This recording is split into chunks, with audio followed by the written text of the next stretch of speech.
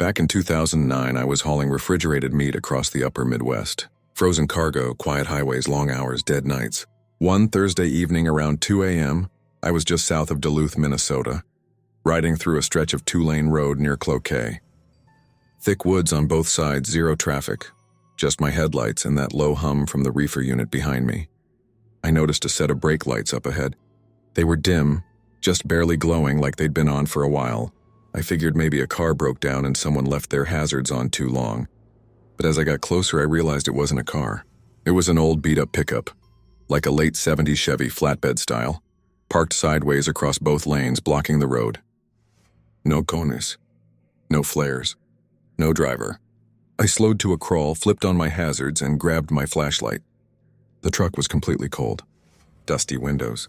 Keys still in the ignition. No signs of damage or struggle, but the weirdest part? There were kids' toys, like Tonka trucks and a beat-up lunchbox, sitting in the bed untouched. I started to radio in, but stopped when I saw movement. Something small and fast darted across the road behind my trailer. Could have been a deer. Could have been something else. I turned around fast, nothing. Then I heard a sound I'll never forget. A child's voice whispering from the woods behind the truck. It said, "Don't stop." I don't think I've ever jumped back in my rig that fast. Threw it in reverse, backed up a half-mile to a shoulder wide enough to turn, and peeled out. Never reported it. Didn't say a word to dispatch. But every time I take a load through that region, I don't stop for anything.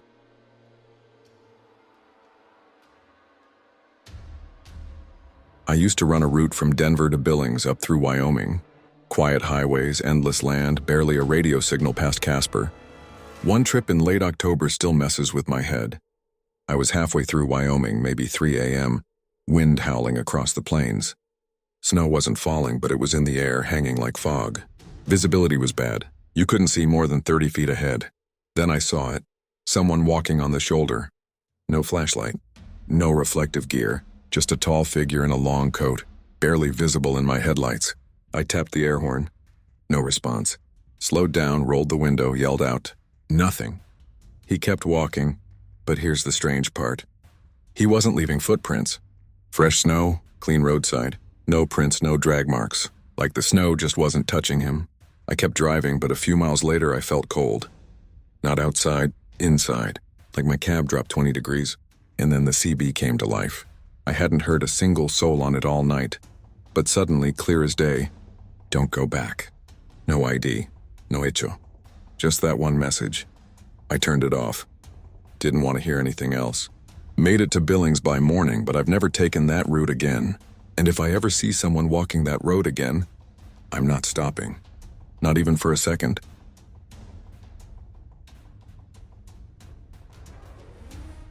Years ago, I had a dedicated route running from El Paso to Phoenix. Same stops, same highway, every week like clockwork. There's a rest area about 60 miles east of Tucson. Nothing fancy. 2 picnic tables, 1 old vending machine barely lit. But I always stopped there to stretch and refill my coffee thermos. One night I pulled in just after midnight. Desert was dead quiet. Stars were out, moon was low, wind wasn't even blowing. I got out the cab, grabbed my thermos, and walked toward the vending machine. And I swear I heard footsteps behind me. Turned around, nothing. Just my rig idling, lights off. Brushed it off. Desert messes with your senses, I thought. Then the vending machine made a weird noise, like a coin dropped in. I was still 5 feet away. Nobody else was there. I walked up, looked around again, even shined my flashlight into the shadows by the bathroom and picnic table. Still nothing. As I went to put my dollar in, the machine dispensed a soda. I didn't press anything. Didn't even put money in yet. Just clunk. A can of Sprite dropped into the tray. I stood there. It wasn't mine. Wasn't anyone else's. I left it. Got back in my truck. Locked the doors. Didn't even bother pouring coffee. As I was pulling out of the rest stop, I glanced in my mirror, and I saw someone standing by the vending machine. Just standing there. Not moving. Holding that can of Sprite. I never stopped there again, and I still don't drink Sprite.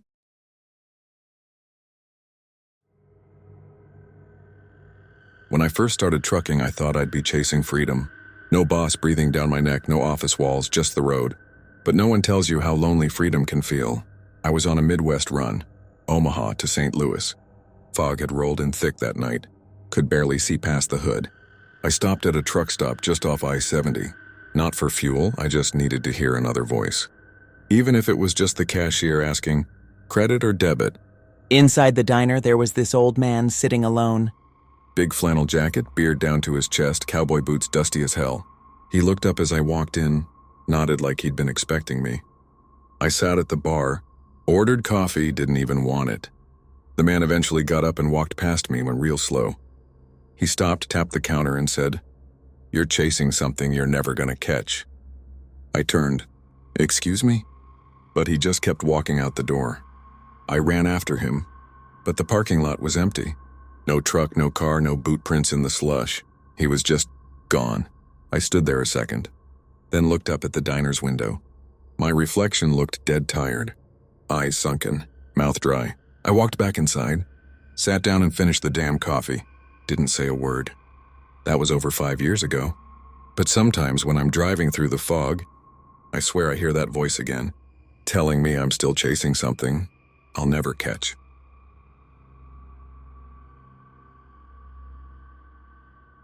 I was parked at a rest stop in Utah off I-15, middle of nowhere.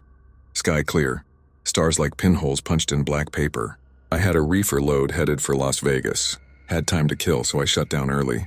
Cooked some ramen on my portable burner. Sat back and let the silence do its thing. Around midnight I heard knocking. Not pounding, just soft, steady tapping.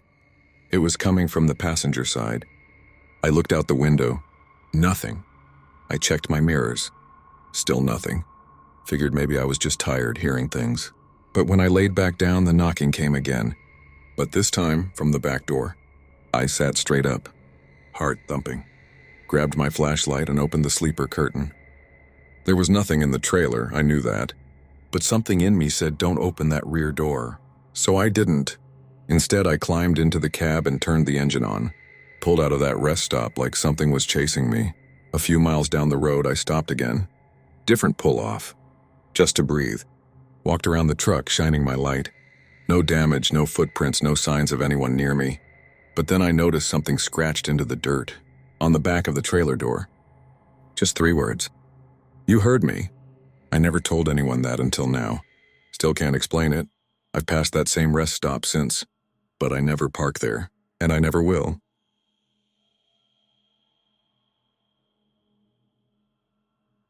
It was 3:40 a.m. and I was headed east through Colorado.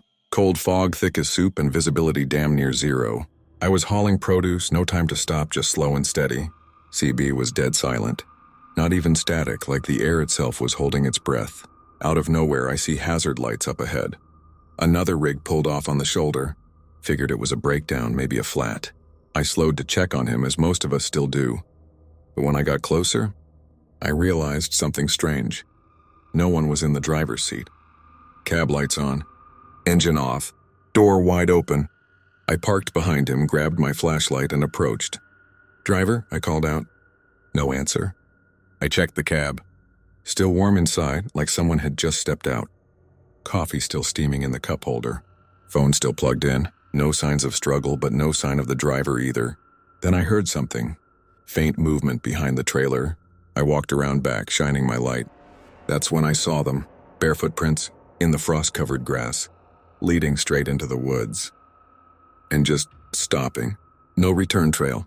Just prints that vanished into nothing. I stood there, flashlight trembling, trying to make sense of it. Called it in to highway patrol, waited for them to show. They searched for hours, dogs, drones, everything. They never found him. Truck was towed off. Driver listed missing. Still is. And I've passed that same mile marker dozens of times since. Every time I do, I glance into the tree line. But I never stop, and I don't ever plan to. There was a driver I met at a rest area in Tennessee. Older guy, silver beard, faded denim, voice like gravel. We both sat at a picnic table eating vending machine sandwiches.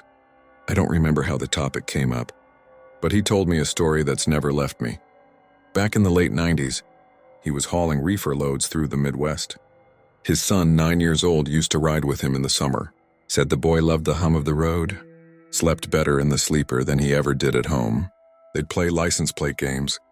Watch old movies on a portable DVD player. make-up stories about the places they passed. One day they were running through Nebraska. Clear skies, flat roads, nothing unusual. Out of nowhere, a deer jumped the median. He swerved. Trailer fishtailed. Cab rolled. The whole rig ended up in a ditch. When he came to, the windshield was shattered. Horn stuck blaring. Smoke hissing from the engine. And his boy was gone. Thrown from the cab. Died before first responders ever arrived. He said after that, he couldn't touch the truck for months. Parked it behind a barn and just stared at it. Eventually, the bills stacked up. So he got back behind the wheel. Same make, same model. But he's never let anyone ride with him since. Even his wife wouldn't. He told me, some drivers carry freight. I carry ghosts. We didn't say much after that. Just sat there watching the sun set behind the trees. Two strangers linked by the weight of the road.